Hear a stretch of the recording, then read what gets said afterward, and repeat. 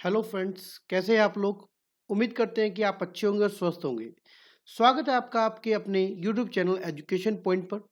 आज हम डिस्कस करने वाले हैं हमारे जो एमसीक्यूज है 71 से लेकर 80 तक हम डिस्कस करने वाले हैं। आइए फटाफट बात करते हैं। एमसीक्यू नंबर 71 में क्या बोला, फॉरेन कंपनी के बारे में बताया गया है। मन्नत कंपनी एलएलसी एक कंपनी है जो कि आउटसाइड इंडिया क्या है, इनकॉर्पोरेटेड हुई है। अब कंपनी क्या करती है, propose to stabilise a place of business in India through electronical mode.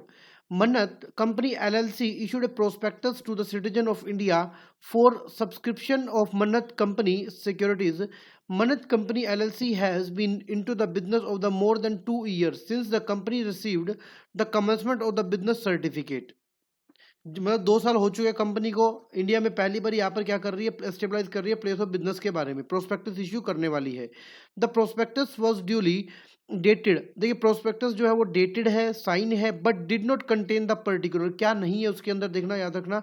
Relating to कहते हैं कि एनेक्टमेंट अंडर विच मन्नत कंपनी वाज इनकॉर्पोरेटेड, मतलब किस एक्ट के अंदर, किस इनकॉर्पोरेशन के अंदर इनकॉर्पोरेटेड हुई है कंपनी, उसके बारे में नहीं बता रखा, नंबर एक। और number two, and does not provide any other detail relating to the establishment in India. Establish place of business आपने नहीं दे रखे। इसका मतलब अगर किसी प्रोस्पेक्टस ने प्लेस ऑफ बिजनेस नहीं बता रखा, ना ही एनेक्टमेंट वगैरह नहीं बता रखा, तो वो प्रोस्पेक्टस क्या होगा, इनवैलिड होगा। और प्रोस्पेक्टस अगर इनवैलिड होगा तो उस सिचुएशन में हमको क्या करना पड़ेगा, उस सिचुएशन में जो हमारा जो इशू करने वाला जो प्रोस्पेक्टस होगा वो इनवैलिड होगा और वो हमारा वॉइड माना जाएगा। तो इस सिचुएशन में क्या भी ये बोलता है कि as a pursuing chartered accountant required to examining the validity of the prospectus, prospectus की वैलिडिटी के बारे में बात कर रहे हैं। तो फर्स्ट वाले ऑप्शन में क्या बोला कि yes the prospectus is valid, नहीं ऐसा नहीं है, प्रोस्पेक्टस वैलिड नहीं है क्योंकि वहां पर आपको स्टेबलाइजमेंट प्लेस ऑफ बिजनेस के बारे में बताना पड़ता है। बी बोलते हैं no the prospectus issued is invalid in law, okay यहां तक ठीक है। Does not contain the particular relating to the enactment under which the मन्नत वाज इनकॉर्पोरेटेड, बट ये गलत हो गया। इसने पहले तो बोला कि ठीक है प्रोस्पेक्टस गलत है और साथ में इसने बोला कि एनेक्टमेंट जो बता रखा है वो भी देने की जरूरत नहीं है। यानी कि सी देखते हैं, no the prospectus issued is invalid in law as a Mannat company LLC does not have a place of business in India, place of business India नहीं है इसलिए वो नहीं इनवैलिड होगा, नहीं ऐसा भी नहीं होगा। हमारा लास्ट नेक्स्ट वन आता है हमारे पास, वो बोलता है कि no the prospectus issued is invalid in law as it does not contain, क्यों नहीं है, the particular with the respect to the establishment of the place of business in India. यानी कि डी जो होगा हमारा आंसर आ जाएगा, डी जो होगा बेसिकली आ जाएगा, क्योंकि यहाँ पर प्लेस ऑफ बिजनेस के बारे में नहीं लिखा नहीं हुआ उस प्रोस्पेक्टस के अंदर, तो इसलिए वो हमारा इनवैलिड आपका आ जाएगा। नेक्स्ट वन अगर हम बोले क्वेश्चन नंबर 72 के बारे में, तो क्वेश्चन नंबर 72 क्या बोलते हैं, क्वेश्चन नंबर 72 में बात करें तो यहाँ पर Aakar solar energy private limited was allowed the status of dormant company. देखिए डोरमेंट कंपनी का जो सेक्शन रहेगा, डोरमेंट कंपनी का सेक्शन 455 जो रहेगा उसके बारे में बात करते हैं। डोरमेंट कंपनी के केस में क्या रहेगा कि मान लीजिए कोई कंपनी आपने चलाई लेकिन वो कंपनी अभी फ्यूचर पर्पस के लिए, या आपने जो कंपनी के अंदर है वो बिजनेस अभी नहीं किया है, 2 साल से ज़्यादा हो गया, ना ही फाइनेंशियल स्टेटमेंट फाइल नहीं किया, ना ही आपने एनुअल रिटर्न फाइल किया, साथ ही साथ कंपनी जो है वो एक्टिव बिजनेस के अंदर पार्टिसिपेट नहीं कर रही है, तो उस सिचुएशन में कंपनी कहाँ चली जाती है, डोरमेंट कंपनी में चली जाती है। और यहाँ वहाँ पर सेक्शन 455 ये भी बोलता है क्या, वहाँ पर ये भी बताया गया कि अगर मान लीजिए कंटिन्यू, अगर कोई कंपनी कंटिन्यू 5 ईयर तक गवर्नमेंट कंपनी के स्टेटस में रहती है तो वो उससे ज़्यादा अगर होगा तो कंपनी का नाम जो होगा वो क्या हो जाएगा, स्ट्रिकिंग ऑफ कर दिया जाएगा, नाम काट दिया जाएगा, वहाँ से कंपनी की रजिस्टर ऑफ द कंपनी जो होगा, रजिस्टर ऑफ कंपनी वहाँ से कट हो जाएगा। तो यानी कि अगर गवर्नमेंट कंपनी का स्टेटस आपने 1 जुलाई 2018 को लिया है तो यहाँ से 5 ईयर यानी क्या बन जाएगा, 5 ईयर यानी कि 19, 20, 21, 22 और 23 यानी कि क्या हो जाएगा 30 जून 2023 तक देखा जाएगा। उसके बाद जो कंपनी का नाम होगा स्ट्राइक ऑफ कर दिया जाएगा, यानी कि डी जो ऑप्शन होगा हमारा आंसर आ जाएगा। नेक्स्ट वन क्वेश्चन नंबर 73 के अंदर क्या बोला, 73 में पढ़ते हैं। 73 को जो क्वेश्चन है उसमें आपको डोरमेंट कंपनी के बारे में ही बोल रखा है। देखिए डोरमेंट कंपनी का मतलब क्या रहेगा, इन जो कंपनी इनएक्टिव कंपनी है, क्या है, ऐसी कंपनी जो क्या है इनएक्टिव कंपनी है। देखिए इनएक्टिव कंपनी का मतलब ऐसी कंपनी जो कुछ सर्टेन पावर को छोड़कर या सर्टेन एक्टिविटी को छोड़कर करती है, बेसिकली वो आपकी इनएक्टिव कंपनी आ जाएगी। वो बता रखा है एक्ट के अंदर 455 के अंदर ही। यहाँ पर बोला गया कि 9 जून 2017 को इनकॉर्पोरेटेड हुई कंपनी और फाइनेंशियल स्टेटमेंट 17-18 का आपने फाइल नहीं किया। अब इसने बोला है कि as to when ROC can issue a certificate of state or dormant company to the Nancy Mercons on the basis of the non-submission of financial statement if the company make application to the registrar in respect। तो कब तक रहेगा, वहां पर बोला गया कि 2 year. देखिए अगर 2 ईयर तक बेसिकली कंटिन्यू 2 ईयर तक आप अगर फाइनेंशियल स्टेटमेंट फाइल, अगर कंटिन्यू फाइनेंशियल स्टेटमेंट फाइल नहीं करी या एनुअल रिटर्न फाइल नहीं किया, तो उस सिचुएशन में आरओसी क्या करेगा, नोटिस इश्यू करेगा कि आपने आपने ना तो फाइनेंशियल स्टेटमेंट फाइल किया है ना ही एनुअल रिटर्न फाइल किया है, तो मैं आपका नाम जो है वो कट करना जा रहा हूँ, तो आपको बताना है। तो उस सिचुएशन में कहते हैं कि 17-18 का तो आपने दिया नहीं, 17-18 का दिया नहीं। अच्छा, तो इसका मतलब 18-19 की अगर आपने सबमिट नहीं की तो आपके डोरमेंट कंपनी का नोटिस आ जाएगा। तो यानी कि क्या हो जाएगा, बी आंसर इसका आएगा। कहते हैं कि after non submission of the financial statement of the next financial 17-18-19, 17-18 already हो चुका है और 18-19 अगर हो गया तो उसके बाद तो आप डोरमेंट कंपनी के लिए एप्लीकेशन दे सकते हैं जी, बेसिकली कि हमको कंपनी का जो नाम है डोरमेंट कंपनी में कन्वर्ट कर दीजिए फ्यूचर पर्पज के लिए। उसके बाद क्वेश्चन नंबर 74, क्वेश्चन जो 74 है जो हमारा रहेगा वो सेक्शन 439, सेक्शन 439 के ऊपर आपका डील करता है। वहां पर बोला गया कि किन किन सिचुएशन में कौन कौन कर सकते हैं। देखिए कोई भी कोर्ट तभी कॉग्निजेंस में लेगी, किसी भी संज्ञान में लेगी कोई अपराध को, तब या तो रजिस्ट्रार अगर आपको बोले कि रजिस्ट्रार ने एप्लीकेशन फाइल करी है कोर्ट को, या किसी शेयर होल्डर ने किया है, या कोई ऐसे कॉम्पिटेंट पर्सन ने किया है।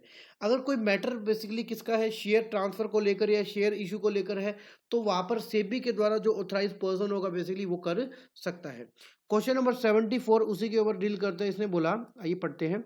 Mr. Rudra, an employee of the company, filed a complaint against the company for the illegal issue and the transfer of the security before the special court। Correct बताना अपने को, rejection of the sad complaint basically कि reject होगा तो कैसे होगा।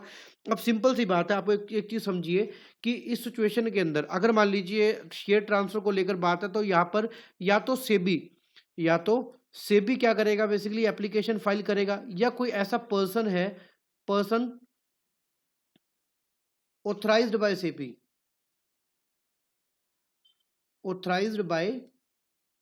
SEBI, SEBI के द्वारा ऑथराइज पर्सन होगा वो करेगा। उन दो ही सिचुएशन के अंदर रहेगा, या तो सेबी ने खुद बोला तब ये पर्सन ऑथराइज होगा। तो लेकिन हमारे सिचुएशन में तो एम्प्लॉय ने बोल दिया, तो हमारा जो आंसर रहेगा इसके अंदर, देखिए सिंपल सा आंसर रहेगा सी जो रहेगा। देखिए सी को पढ़ना और को पढ़ के देख लेना एक बार, आप सी को पढ़िए।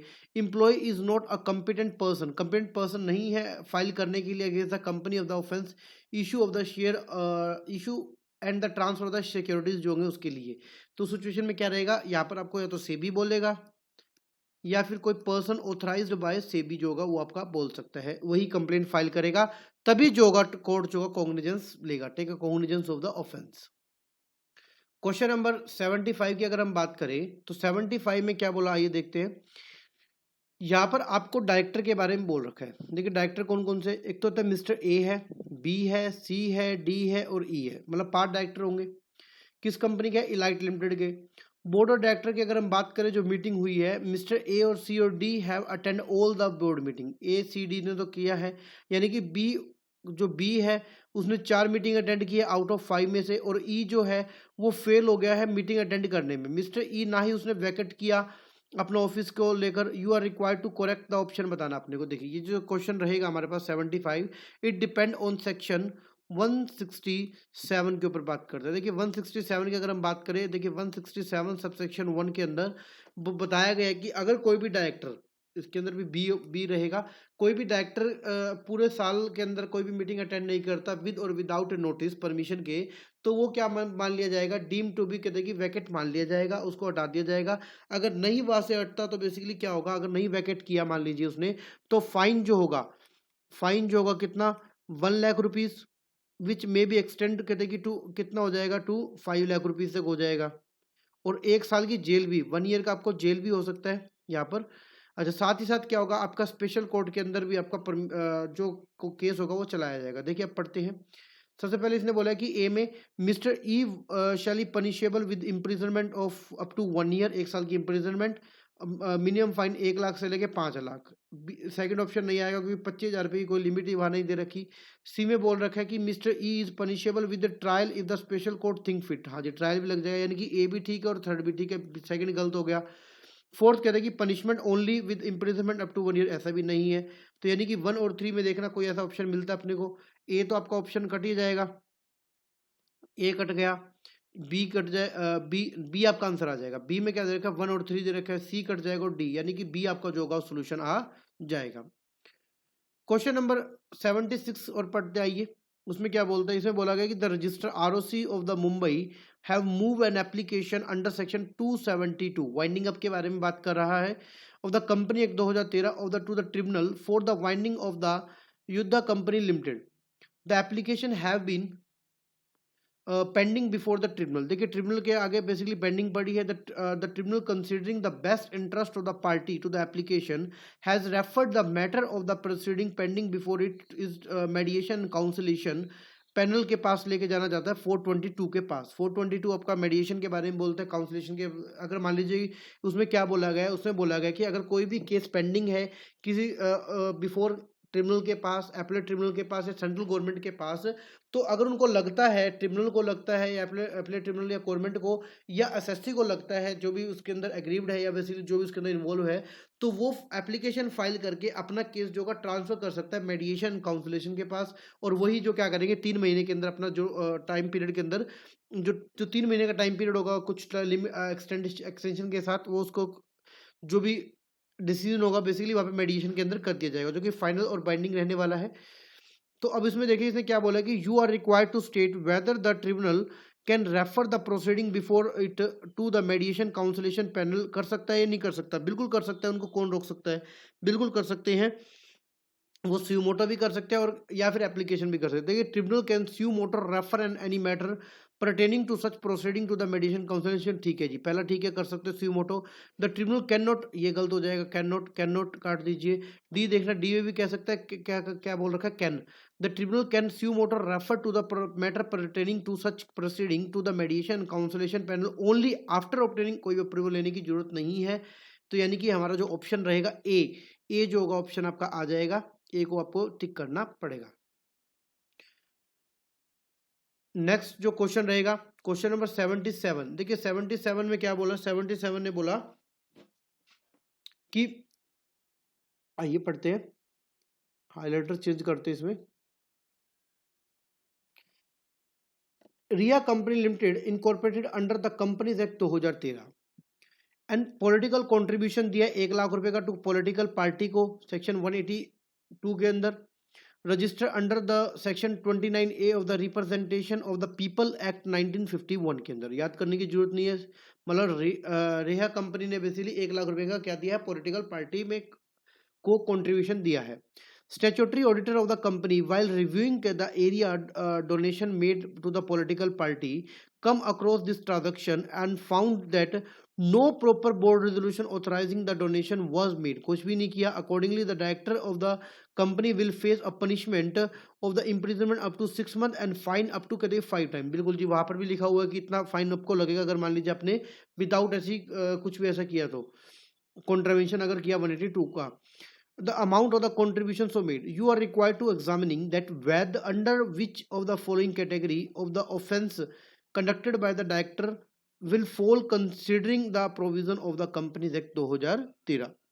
तो सिंपल सी बात है, अगर हम बात करें तो जो आपके एक्ट के अंदर बताया गया है, ये जितना भी एक्ट है एक्सेप्ट 217 सेक्शन 217 को छोड़कर कंपनी एक्ट में सभी जो है नॉन जो रहेंगे कंपाउंडेबल एंड जो होंगे बेलेबल वाले रहेंगे। कंपाउंड हो सकते हैं, कोई दिक्कत की बात नहीं है। तो यहाँ पर अगर हम देखें कंपाउंडेबल ऑफेंस है, बिल्कुल हाँ ये हो जाएगा, कंपाउंडेबल ऑफेंस रहेगा, कोई दिक्कत की बात नहीं है। देखिए उसके बाद क्या बोलता है, नॉन कंपाउंडेबल ऑफेंस रहेगा या कंपाउंडेबल कॉग्निजेंस ऑफेंस रहेगा या फिर आएगा non compoundable and non cognizance offence. हाँ यहाँ पर हमको दोनों चीज मिल रही है, दैट इज नॉन कंपाउंडेबल। जो डी पॉइंट रहेगा देखिए non compoundable and non cognizance offence. Basically देखिए नॉन कंपाउंडेबल का मतलब होता है कि ऐसे ऑफेंस जो कंपाउंड नहीं हो सकते, कंपाउंडेबल नहीं है। और नॉन कॉग्निजेबल का मतलब होगा बेसिकली कि जहाँ पर जो आपने जो भी किया है, यानी कि जो भी आपने बेसिकली डिफॉल्ट किया है, उस सिचुएशन में आपको जो रहेगी वो नॉन कॉग्निजेबल रहेगा, यानी कि आपको उससे पहले अरेस्ट वारंट वगैरह बेसिकली बेलेबल वाले आपके रहेंगे जी, जहाँ पर बेल आपको मिल जाएगी। ऐसे मतलब कि संदिग्ध अपराध नहीं माने जाते, इनको नहीं बोला जाता। ठीक है, आपने कॉन्ट्रीब्यूशन किया कोई बात नहीं, ओके, दिक्कत की बात नहीं रहेगी। उसके बाद क्वेश्चन नंबर 78, क्वेश्चन 78 जो है वो क्या बोलता है, उसने बोला है कि देखिए ये जो रहेगा हमारे पास, ये हमारा जो है वो बेस्ड है सेक्शन 421 के ऊपर। देखिए 420 के अंदर, सेक्शन 420 में आपका ऑर्डर आता है ट्रिब्यूनल का, ऑर्डर ऑफ ट्रिब्यूनल का। उसके बाद आप अपीलेट ट्रिब्यूनल के पास बेसिकली ऑर्डर करते हैं। अगर मान लीजिए वहां पर ये बोला गया है कि अगर पार्टी की कंसेंट से कोई ऑर्डर आया है तो पार्टी आगे नहीं जा सकती, तो देखिए यहीं पर क्या रहेगा, देखना यहीं पर ये आपको इसी पहली ही लाइन में क्या मिल जाएगा, सारा आपको सोल्यूशन मिल जाएगा। देखिए यहाँ बोला गया है 18 दिसंबर को जो ऑर्डर पास किए गए with the consent of the party involve है, तो अब क्या आप आगे जा सकते हो, इसने वही बोला कि क्या नेकलेट के पास जा सकते हैं आप, तो टाइम पीरियड देखने की जरूरत ही नहीं है जब कंसेंट है, यानी कि डी हमारा आंसर आ जाएगा, जहां पे बोला गया है कि no appeal can not be admissible as earlier order was passed with the consent of the party. Party का कंसेंट जब है तो हमको आगे जाने की जरूरत नहीं रहेगी। नेक्स्ट क्वेश्चन जो रहेगा 79 के अंदर क्या बोल रखा था कि 79 भी जो होगा, जो क्वेश्चन हमारे पास है वो भी किस चीज के ऊपर है, सेक्शन 420 के ऊपर। देखिए 420 क्या बोलते हैं, देखिए इसने बोला कि जो शेयर होल्डर है, शेयर होल्डर द विमान कंपनी लिमिटेड, उन्होंने एप्लीकेशन फाइल कर दी 241 के अंदर, और जो ट्रिब्यूनल ने ऑर्डर पास किया 420 में ऑर्डर पास कर दिया। अब वो खुद स्यू मोटा क्या करना चाहता है बेसिकली, इसने बोला कि ऑर्डर पास कर दिया, ठीक है, by it the tribunal seek to amend, कहते कि द सेड ऑर्डर, ऑर्डर को अमेंड करना चाहता है तो कब तक कर सकता है। देखिए उसका टाइम पीरियड रहेगा बेसिकली कब तक रहेगा, जो भी ऑर्डर पास किया 2 ईयर फ्रॉम ऑर्डर, या फिर एप्लीकेशन टू अपीलेट ट्रिब्यूनल को जब एप्लीकेशन देंगे तो वो वैलिडेट, विच एवर इज, इसमें से आ जाएगा विच एवर इज अर्लियर, जो होगा, जो भी अर्लियर होगा बेसिकली वो आपका इसके अंदर आ जाएगा, जो भी पहले होगा बेसिकली उसको डेट हमको कंसिडर करनी है। अब हम अगर बात करें हमारे इसमें, तो 2 ईयर आप देख लीजिए, देखना यहाँ पर 1 ईयर दे रखा है, सी में 2 ईयर, यानी कि सी हमारा ऑप्शन आ जाएगा। यानी कि कुछ एक क्वेश्चन तो आपके लॉजिकली ही सोल्व हो जाते हैं। क्वेश्चन नंबर 80 जो कि लास्ट क्वेश्चन रहेगा हमारा, इसने बोला कि application under section 9 of the insolvency and bankruptcy code में फाइल की गई है by the Rajan house financial company, यानी ऑपरेशनल क्रेडिटर ने फाइल कर दी है सेक्शन नंबर 9 के अंदर, okay, against Makhija developer limited, जो कि कॉर्पोरेट डेटर जो रहेगा बेसिकली आपका आ जाएगा।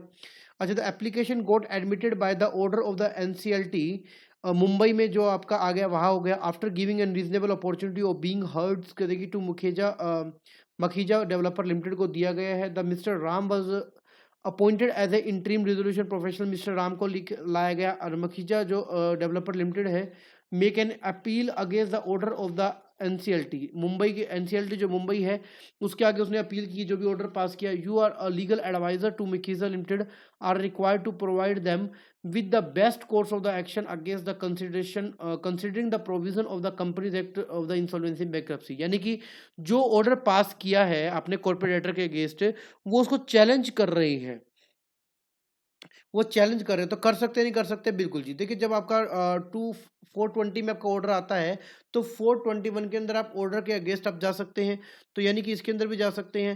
पहले वाला तो आएगा ही नहीं, कैन नॉट बोल रखा है, तो यहाँ पे बी आपका जो सोल्यूशन होगा बी आपका आ जाएगा। उसमें बोला गया कि मखीजा डेवलपर लिमिटेड जो है may be able to prefer an appeal against the order passed by the NCLT Mumbai within 45 days from the date of the order of the copy made available to Makhija developer limited, जब भी available होगा वहां से basically 45 दिन में आप आगे जा सकते हो।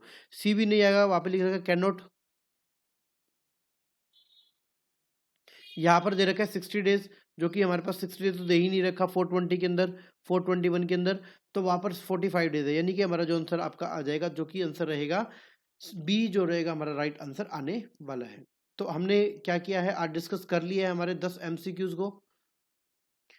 आने वाली नेक्स्ट वीडियो में हम नेक्स्ट 10 जो एमसीक्यू होंगे उनको डील करेंगे। आई होप आपको अच्छी लगी होगी। सब्सक्राइब कीजिए चैनल को, ज़्यादा से ज़्यादा जिनको ज़रूरत है उनको तक पहुँचाइए। और तब तक के लिए goodbye, see you, Tata.